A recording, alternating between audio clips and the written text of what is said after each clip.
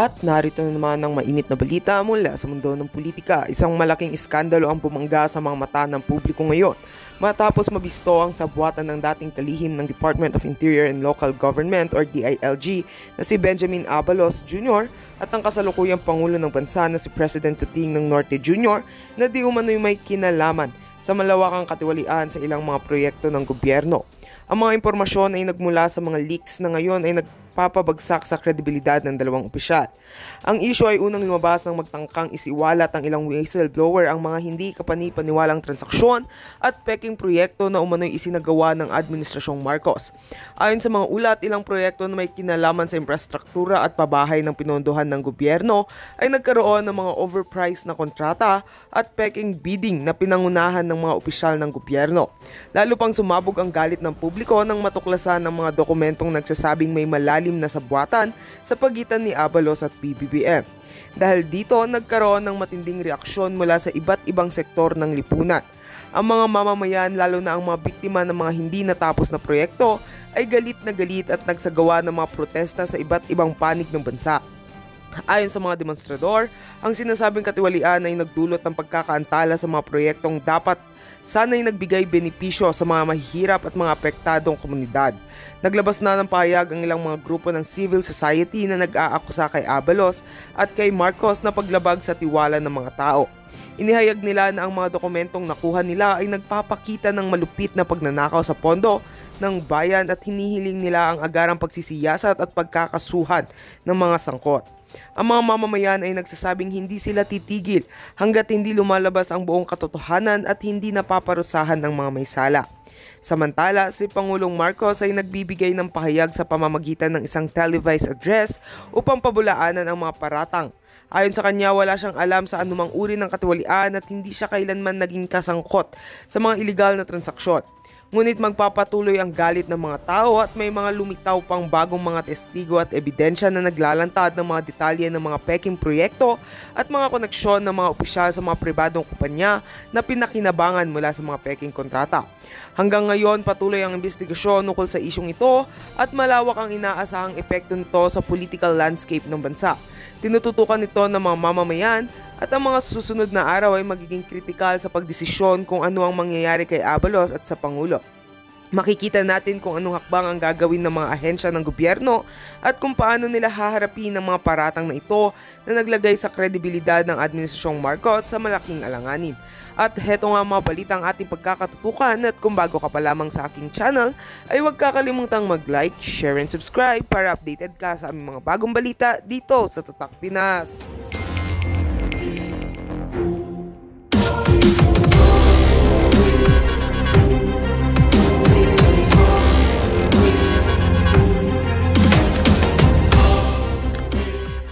Not absolve or ipinawalang sala ang kriminal na mga paglapastangan sa batas na ginawa nila Torre.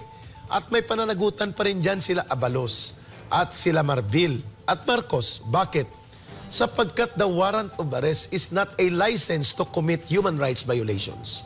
The warrant of arrest is not a license to take over and drill inside the school buildings.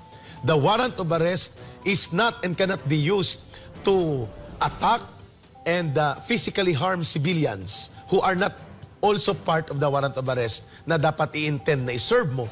Third, the warrant of arrest, no matter how many warrant of arrest ang hawak ni Abalos, ni Marbil at nila Torre, do not give them the license na i-take over illegally for 16 days ang buong religious compound, buong Bible School at buong Kingdom of Jesus Christ, pati na ang Jose Marie College. It does not make any absolution o pagpapawalang sala kung nagsurrender man si pastor sa ngayong araw na ito. It's another matter. Pero ano po ang malinaw? Umiral po kay Pastor Kibuloy ang kanyang sense of moral duty sa kanyang pinamumunuan. That's the way I look at it. Because while Pastor Kibuloy is entitled to exhaust all legal remedies, questionin ang warrant, questionin ang finding ng DOJ na alam natin lutong Macau ito, questionin ang proseso sa pag-serve ng mga court order na ito, it is entitled to Pastor. At please lang i-remind natin si Abalos, si Marbil, si Marcos, at si Torre. Pastor, just like any other accused person in any country na may democratic existing government, kagaya sa Pilipinas, anybody accused is presumed innocent until proven guilty in a trial or evidence are established in court trial na mag-prove na guilty siya. But the way they treated Pastor Kibuloy and other ministers and leaders of KOGC and those who are members and leaders na hindi naman kasama sa warrant of arrest, tinatrato po silang mga kriminal, terorista, at nilabag po at nilapastangan ang kanilang mga karapatan. The main issue here is no longer about kung nag-surrender si pastor o hindi. Hindi po matatabunan ang 16 na araw na nangyaring paglapastangan, paglabag at paggamit ng state terrorism ni Marcos, ni Abalos, ni Torre at ni Marbil. Kahit pa sabihin natin nakakustody ngayon si pastor sa Camp Crame, we will speak out the truth. Yeah, we recognize na pinasalamatan ni Atty. Torion ang role ng PNP as a coordinating agency doon sa naging effort na mag-surrender si pastor and safe and sound siyang madadala at haharapin ang mga kasong ito. But do not please succumb. Huwag po tayong pumayag na lamunin po tayo ng maruruming laro sa propaganda. Natin kahapon, naka-formation lang sila ka-Eric eh. Dahil ang information natin, muli na naman sila magsasagawa ng unleashed search na naman. No? Pero sa nakalipas na mahigit 2 linggo, napatunayan talaga doon, no? Kung gaano kasinungaling itong pambansang pulisya, kahit na yung iba't ibang mga sinasabi nila. Pero bago muna yan, ano mo na masasabi nyo, ka-Eric, doon sa naging pahayag ni Atty. Torion? At least nailinaw po ni Atty. Torion, official na statement po yun because he was there beside Pastor when the documentation of the surrender was released by DILG Secretary Abalos. Sabi ko nga, napilitan lang naman siguro si Secretary Abalos na i-post yun kasi the line of command supervision to the PNP na siyang kumukubkub sa Davao City compound cannot come from the AFP. It can come only from the line of the PNP command. And the supervisor of PNP command for the President is the DILG Secretary. 6:45 p.m., Brother Admar, Brother Franco, nakita ko na nag-post siya. So I made some verification kung authentic post. Pero alam ko na hindi sa kanila nag-surrender. Diretso na natin. Hindi sa kanila nag-surrender si Pastor. Sa Armed Forces of the Philippines para straight and forward ang record. Subalit, kailangan din pong i-coordinate sa kanila. Why? Because they are the primary law enforcement agency mandated by law. In order for warrant and court orders to be served, ang unang binababaan po ng order ng korte, PNP. So we understand that. Kaya, in fairness to Secretary Abalos, hindi naman siguro natin maiwasan na ma-associate sa kanya as if sila ang nakakuha. Pero ang i-twist ito mga kababayan at gamitin ito na kwento para i-justify nila na all along nandiyan lang sa compound si Pastor, nahuli siya at siya ay napilitang magpahuli o nahuli dahil nagtatago siya sa loob ng compound at nakubkob na siya. Exactly the way itong si Colonel Jen Fajardo wanted to portray sa media. At maraming kumakalat na report na dapat i-correct. So una, nag-surrender po. At kung may role man ng AFP, may role din ang PNP. Nilinaw po ni Atty. Torion yun. Hindi po sila kailangan magbanggaan. Number 2 point, the surrender of Pastor Kibuloy does not absolve or ipinawalang sala ang kriminal na mga paglapastangan sa batas na ginawa nila Torre. At may pananagutan pa rin dyan sila Abalos at sila Marbil at Marcos. Bakit?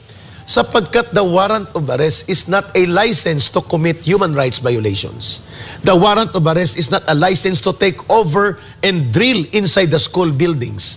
The warrant of arrest is not and cannot be used to attack and physically harm civilians who are not also part of the warrant of arrest na dapat i-intend na i-serve mo. Third, the warrant of arrest No matter how many warrant of arrest ang hawak ni Abalos, ni Marbil, at ni La Torre, do not give them the license na i-take over illegally for 16 days ang buong religious compound, buong Bible School, at buong Kingdom of Jesus Christ, pati na ang Jose Marie College.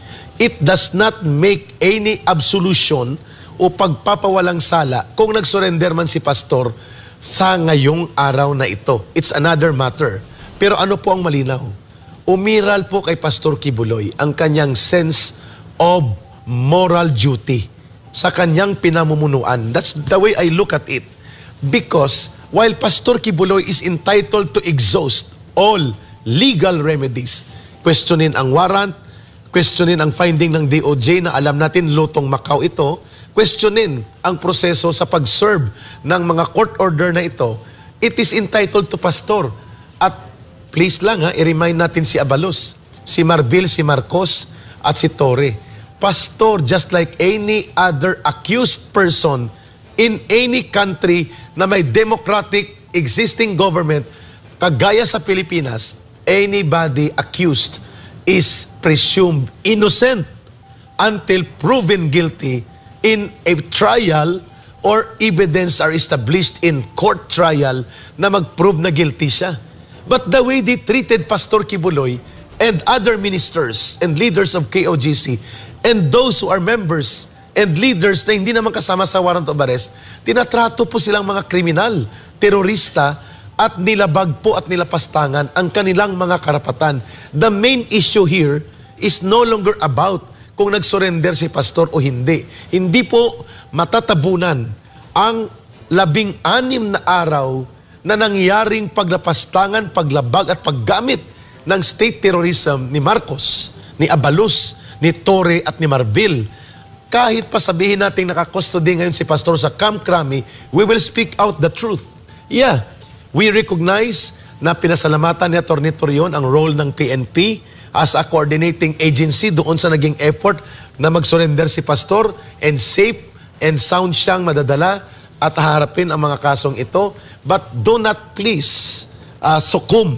Huwag po tayong pumayag na lamunin po tayo ng maruruming laro sa propaganda. Pangalawang punto ko dito, Brother Franco, Brother Admar, hindi po maganda na sabihin natin na, dahil dapat si ginawa na lang ni Pastor Kibuloy, pinahirapan pa niyang kanyang mga kasapi at mga leaders, iyon pala magsusurrender lang naman siya. It's not that point. Pastor Kibuloy is entitled to exhaust and avail all legal remedies provided by the Constitution, provided by law, just like any other citizen of this country can be afforded that kind of right and privilege of protection of law.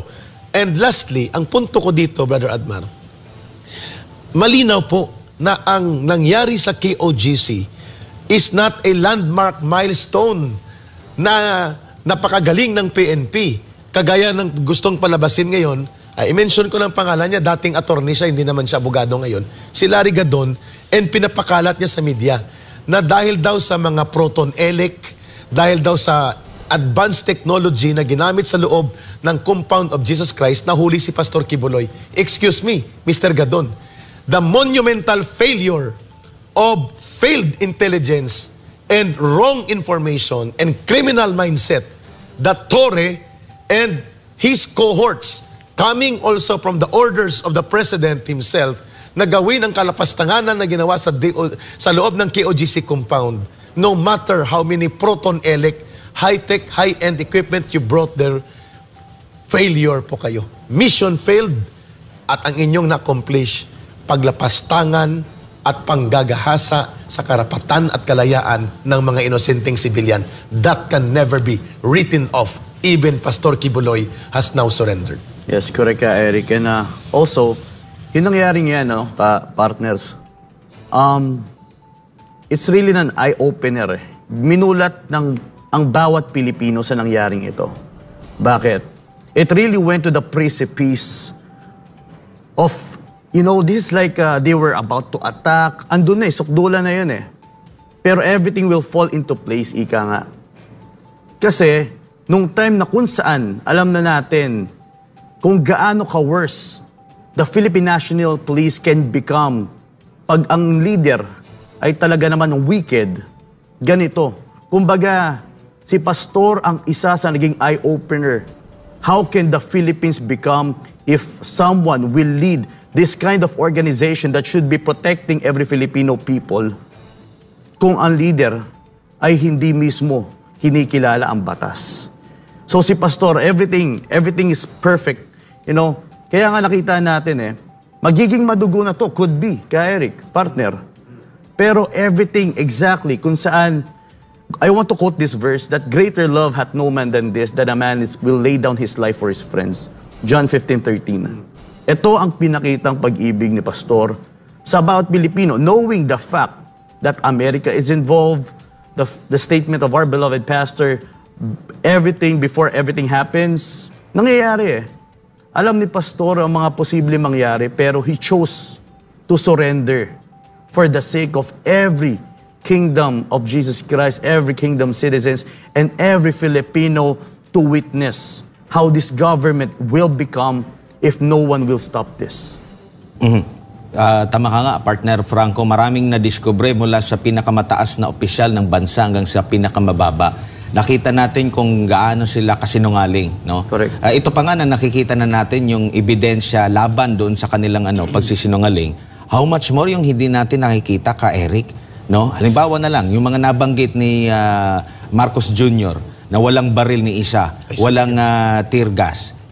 Available yung yung mga pang-counter doon sa sinasabi niya. Maraming mga videos, maraming mga footages na magpapatunay ng kanyang kasinungalingan. Ito, meron tayong pantapat na ebidensya. Paano na lang kung hindi nakikita? So, nananatili yon na nagawa nga niya na magsinungaling na merong malinaw na ebidensya. How much more yung hindi nakikita ng taong bayan? Hanggang sa pinakamababa, hanggang kay Torre na pinanindigan pa rin niya. Hanggang dito sa mga huling araw bago natapos nga itong pagkubkob nila sa KOJC, ay talagang naninindigan pa rin siya. Pero nung nagkaroon ng Senate hearing, hinamon siya, tatapatan ang lahat ng kanilang mga instrumento. Kasi meron silang mga instrumento na di ba? Na inarkila or pinahiram sa kanila, tatapatan sa bayan na magkakaroon ng kasi hindi natin malaman Kasi meron siyang A1 na information na nagsasabi na negative ang resulta ng mga instrumento na yon na ginamit na nila, hinalugog na, punta pa sila sa gulayan at mali pa nga yung pagkakagamit nila, kumbaga, nanindigan pa rin sila. So, ubod talagang sa pagkasinungaling. And, kahapon, nagpa-party-party. Nag-party-party. Di ko lang alam kung pwede kong maibigay yung video. Nalimutan ko kung saan. Nag-party-party pa sila. May eleksyon, di ba? Nagpa-announce ng eleksyon. Linawin lang po natin, hindi po dahil sa inyo, no? Ang ginawa nyo lang, ng hostage po kayo. Exactly the word. Ng hostage po kayo ng KOJC dahil sa paniniwala ninyo na ito yung magdudulot ng pagsuko ni Pastor Apollo C. Quiboloy sa inyo. Nawala na po ng tiwala ang taong bayan sa inyo. Kayo ang dumungis muli, nandungis muli sa magandang imahe na na-establish last administration sa pambansang pulisya. Pero ngayon, tingnan ninyo ang mga pangyayari. Kung makakausap mo yung mga ordinaryo mga pulis doon, talagang ikinahihiya nila, na ikinahihiya nila yung kanilang mga ginagawa. Kasi alam nila mismo sa sarili nila, kahit si Torre, alam niya mismo na mali na siya. Kasi ang resulta, noong mismong kanyang heartbeat na sinasabi, nung proton na yan at kung ano-ano pa mga ginagamit niya, negative naman po ang resulta, talagang nanindigan pa rin siya to the point na inamin niya mismo sa pagdinig ng Senado na gumawa siya ng kamalian, lumabag siya sa batas. 'Di ba? Nung siya ay nag-excavate, naghukay diyan sa JMC na walang paalam, nagpasuot siya ng uniforme ng pulis sa mga sibilyan. Ganito ba ang pulis na gusto natin? Ganito bang mga opisyal? Kasi parang parang nagmana mula sa presidente, yung presidente natin, hanggang doon sa mga opisyal ng PNP. Parang nagmana yung kanilang pagiging nuknukan ng pagkasinungaling, ubod ng sinungaling ka, Eric. Agree ako dyan, Brother Franco, Brother Admar. Tinumbok mo. they made us hostage. Ang mga ating mga kaibigan, kapatid at kapwa Pilipino na mga church missionaries, religious workers at mga kaanib po sa kongregasyon ng Kingdom of Jesus Christ na wala namang kinalaman sa warrant of arrest. Ang hinahanap nila 5 tao lang. At for 16 days wala doon. Pero anong ginawa nila? The Kingdom of Jesus Christ compound became a laboratory of martial law version na masahol pa sa tatay niya itong si Marcos Jr. Bakit? Ang tatay niya nagdeklara ng martial law, pinanindigan at inamin niya na magdideklara. Pero it was declared against communist terrorism, against communist terrorist insurgency. Si Pastor Kibuloy at ang mga kasapi at kaanib sa Kingdom of Jesus Christ ay religious workers and mga missionaries, and they are helping build the nation. They are bringing the Word of God to save souls and humanity, and proven by practice. They are part of humanitarian effort to build good governance programs. Proven yun for the last 40 years almost na nag-exist ito. Eh bakit ginawan ng laboratoryong pang-martial law ni Marcos ang compound of Kingdom of Jesus Christ? The callousness, Tagalog ko na, Pilipino ko na, Brother Admar, para marinig nila. Ang ibig sabihin po ng callousness, ang pagkakapal ng mukha ni Torre na harap-harapan sa harap ng Senate Committee, sa harap ng publiko, sa harap ng mga media interview, wala siyang kinikilalang batas. Siya ang batas o mas mataas sa batas. At wala siyang kinikilalang konstitusyon. Wala siyang kinikilalang order ng korte. Ang lahat ng kalapastanganan at arogansya at kahambugan ni Torre, hindi nanggaling sa kanya lang. Utos yan ni Marcos. The sense of impunity and the wickedness and the abusive orders of Torre do not come from him alone. Kaya kami nagsasalita ngayon kasi the issue here is no longer about pastor na nagsurrender siya. Si pastor po ay isinalba niya ang libo-libo na mga congregation members niya na nakikita niyang gagawan ng posibleng criminal acts and state terrorism na mas matindi pa. Not because si pastor ay guilty kaya sa nag-surrender o si pastor ay nakarealize na mali siya. I don't think so that's the way pastor decided. I'm not his spokesperson, but kung ako si pastor, iwiweigh ko ang aking sense of moral obligation versus my personal safety. Kung ako lang naman ang papatayin or ako lang naman ang ipapahamak nila, pati sa mando ng Amerika, di ako na lang. Hindi ko kakayanin na makita na lalapastanganin, abusuhin, saktan, bugbugin, tergasin, sipain, o kaya patayin ang aking mga kaanib at mga kasapian na pinamumunuan. I think that's the mindset of pastor. Sa panahon kahapon na Brother Admar, Brother Franco, nakikita ng buong bayan, naka-battle ready ang buong PNP. Close to 5,000 deployment. Mahigit 2,000 sa loob ng compound.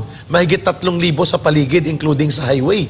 So ibig sabihin po, the enormity of state power and instruments of coercive apparatus and possibly the use of state-sanctioned terrorism against civilian population members of KOGC is the bigger weight na nagbigay kay pastor ng pressure sa kanyang sarili to do the moral obligation duty niya sa kanyang mga kasapi. Tsaka ka Eric, bigyan natin ng diin na hindi na ito tungkol kay pastor. Yes. Dito sa kanilang ginawa, kung makikita mo yung trend nila, kumbaga binigyan ng pahintulot, 'di ba? Binigyan ng pahintulot mismo ng pinaka-opisyal natin, pinakamataas na opisyal ng bansa. The way sila magsalita, talagang kumpiyansang-kumpiyansa, talagang pinagamit lahat ng mga assets nila, lahat ng mga resources nila, 'di ba? Nabanggit pa nga ni DILG Abalos, no? Chief Abalos,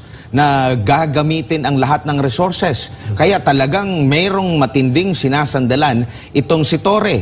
Kaya naghukay na lang kung saan-saan, no? Kumbaga, pinayagan nila kahit labag sa batas. Di ba? Hindi naman magaganon si Torre kung wala talaga yung matinding sinasandalan, di ba? Dito po tayo mabahala. Dahil sila po ay okay na okay sa kanila na gumawa ng mali. Dahil alam nila no, na ay okay lang yan, kasangga natin ang presidente, o tingnan mo yung presidente, tingnan mo yung DILG chief nasa atin, back up natin yan sila, isama na natin yung DOJ, back up, di ba? Kung maririnig ninyo sa sa hearing, di ba? Hindi malinaw. Never ko na narinig yung sa DOJ nung tinanong kung okay ba na magkaroon ng paghuhukay doon. Umiwas na di ba? Umiwas, di ba? Pero doon pa lang sa pag-amin, hindi ko lang alam kaya nga Sinagot ng matindi DOJ yung doon. Partner, sinagot ng DOJ doon. Yung sinuportahan niya, ang sinabi ni Torre, na continuing yung search. Yun lang yung pinuntuhan niya. Kaya sige, okay lang ipagpatuloy DOJ. Kasi ang alias warrant daw, continuing search. Continuing Pero search. In-overlook niya at iniwasan yung illegal search at illegal na pangungubkob. Hindi niya sinagot yun. Ito yung nakakabahala. Di ba? Ito yung nakakabahala na napakadali sa kanila na lumabag sa batas.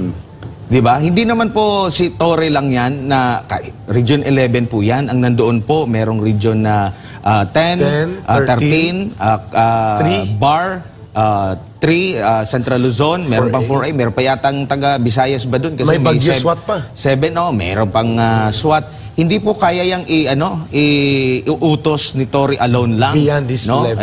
Kasama din po si Marbil talaga dyan. So, ganito po ang klase ng mga opisyal na meron tayo. 'Di ba? Parang kagaya lang yan doon sa nagbigay ng sandamakmak na ayuda sa Davao City pero ang binaha dito sa Luzon. 'Di ba? Yun ang 'di ba? Yun ang pero dito muna tayo sa Legal Counsel ng KOJC. Makakasama natin si Attorney Israelito Terion, Attorney Maayong Buntag at Marvilando, kauban si Ka-Eric and Franco Baranda. Morning, Hello, Attorney. good morning. Magandang umaga po. Magandang umaga sa lahat ng nanonood at nagmamasid ng SMNI. This is my first ever interview since yesterday. Yes, Attorney, direkta na po kami sa inyo. Once and for all, nakikinig ang sambayan ng Pilipino, hindi lamang dito sa Pilipinas na mga kababayan natin, buong mundo nakatunghay at nakamasid po sa update na ito. What's the real score for having Pastor Kibuloy came out at surrender huli at anong tamang kwento as the lawyer beside him when the news broke out yesterday. Go ahead po, Attorney Torion. Well, it was really a surrender, no? It was really a surrender kasi hindi naman talaga siya nakita ng mga pulis, no? Right after nung meron kasing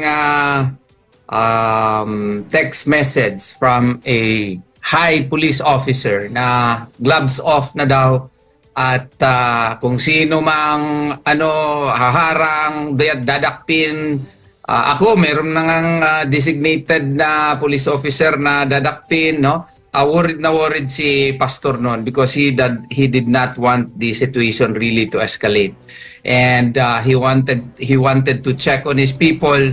And whether ito version lang talaga ito sa katotohanan na he had to check on his people. So galing sa bundok, no, whether you believe it or not, pumasok siya ulit dun sa compound to check on his followers, and he informed them, no, na he has to surrender, this has to end, no.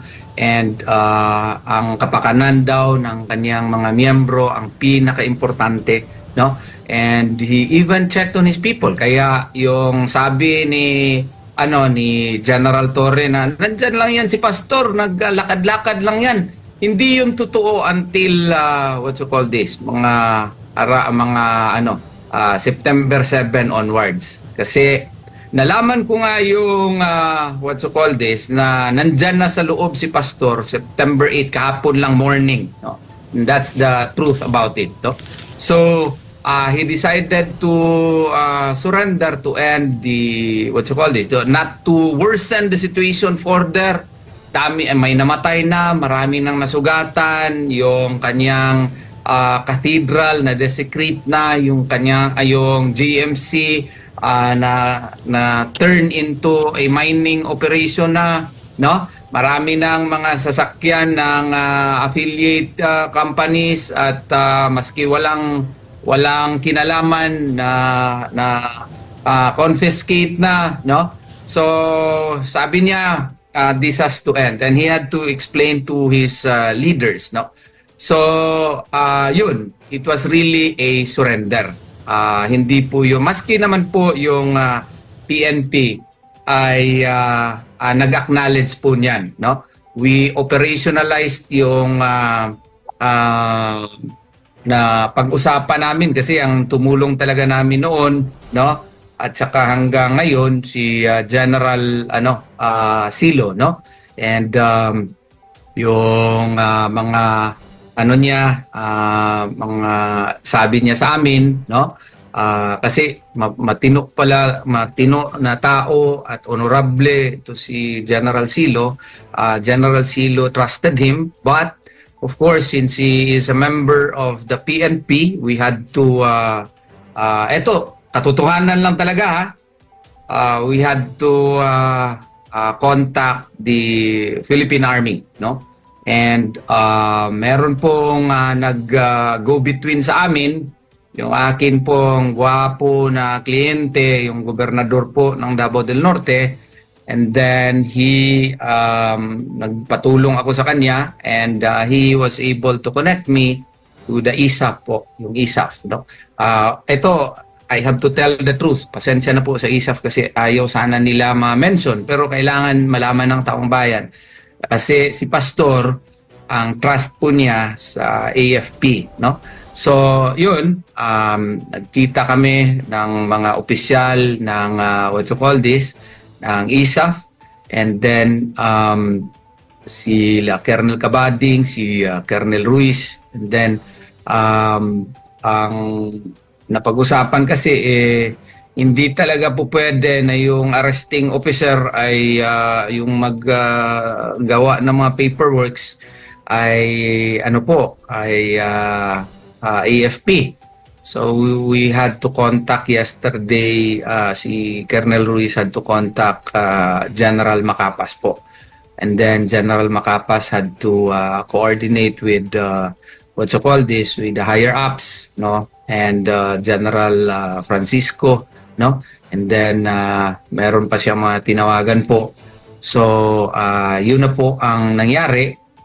We had to wait for the yung aeroplano C-130 from Manila, kasi tinawagan ni Colonel Ruiz yung what you call this, yung aeroplano, yung kanyang boss po, at who was also a very good man, no, or